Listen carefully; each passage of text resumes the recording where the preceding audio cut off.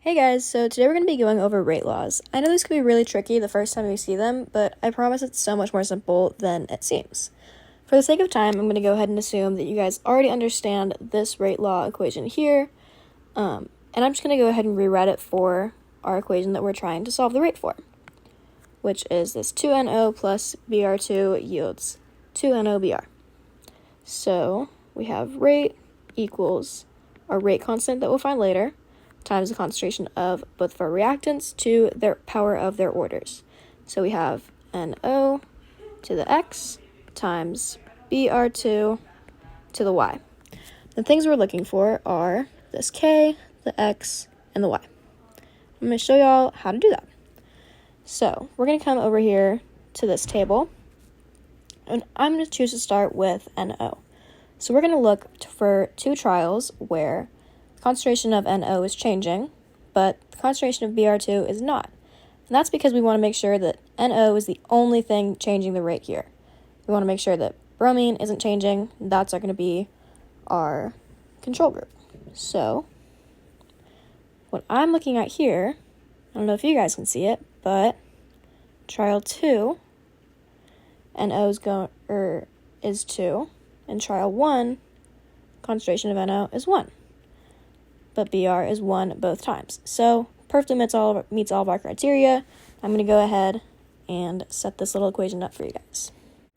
Okay, so all I've done here is basically just set the higher one on top and the lower one on bottom. So we have the second one. We're going to use all the values from second trial divided by all of the values from the first trial. So we'll go ahead and plug that in. We have our rate is 5.2 times 10 to the negative 3 for the first trial. And then we have our rate constant K times concentration of NO here is 2.0 to the power of X, and that's what we're going to be finding, times 1.0 to the Y divided by 1.30 times 10 to the negative 3 equals K times 1.0 to the X times 1.0 to the Y. So I'm looking here at these K's and these 1.0 to the Y's. And those are the same thing, so they're just going to cancel out. Then we're left with 5.20 times 10 to the negative 3 over 1.30 times 10 to the negative 3 equals 2.0 to the X over 1.0 to the X.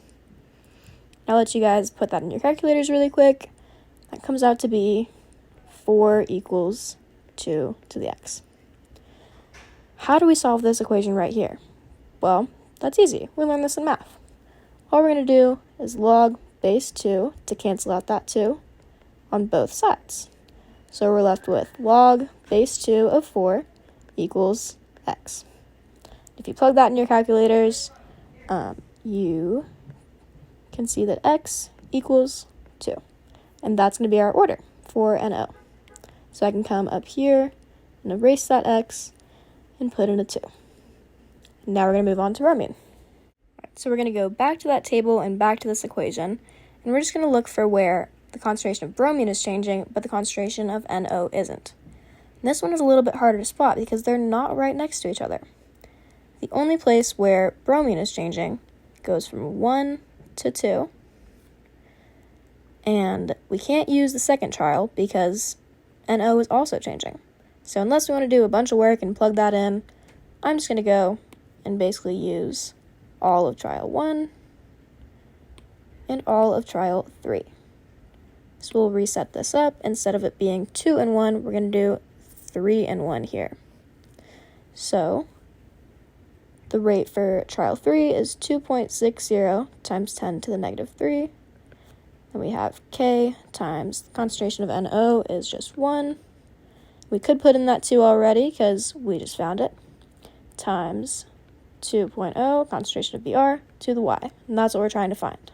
And we'll divide the whole thing by 1.30 times 10 to the negative 3 equals K times 1.0 squared times 1.0 to the Y.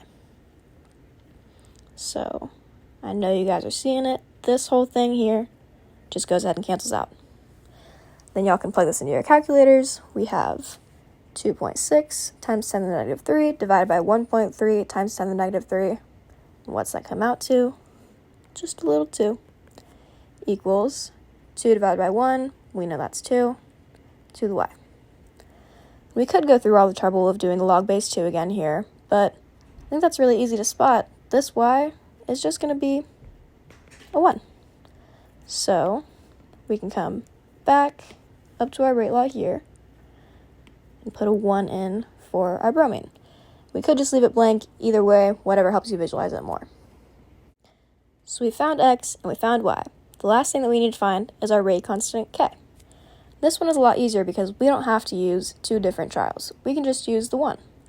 We can either use trial 1, 2, or 3, so whichever one your happy little heart desires, but just make sure that you use all 3 values from the same trial. We don't want to mix and match because then we wouldn't have the right answer.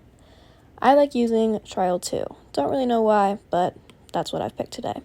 So we're just going to plug all of our values for trial 2 into our rate equation. So we have 5.20 times 10 to the negative 3 equals k times 2.0 squared, because we already found that's second order, times 1.0. We could put a 1 there because it's first order, or we could leave it blank. So that 1 doesn't really do anything because it's just multiplying, so I'm going to go ahead and ignore it. Then we know that 2 squared is 4. So I'm going to go ahead and rewrite this as 5.20 times 10 to the negative 3 equals 4k. Divide the whole thing by 4, and what do you get? K equals 0.0013. Now, how many sig figs are we going to leave this to? We have our rate given to us every time in 3 sig figs, and our concentrations every time given to us in 2. We know that we're going to go with the lowest number of sig figs every time, so we're going to keep just these 2 sig figs at 0.0013.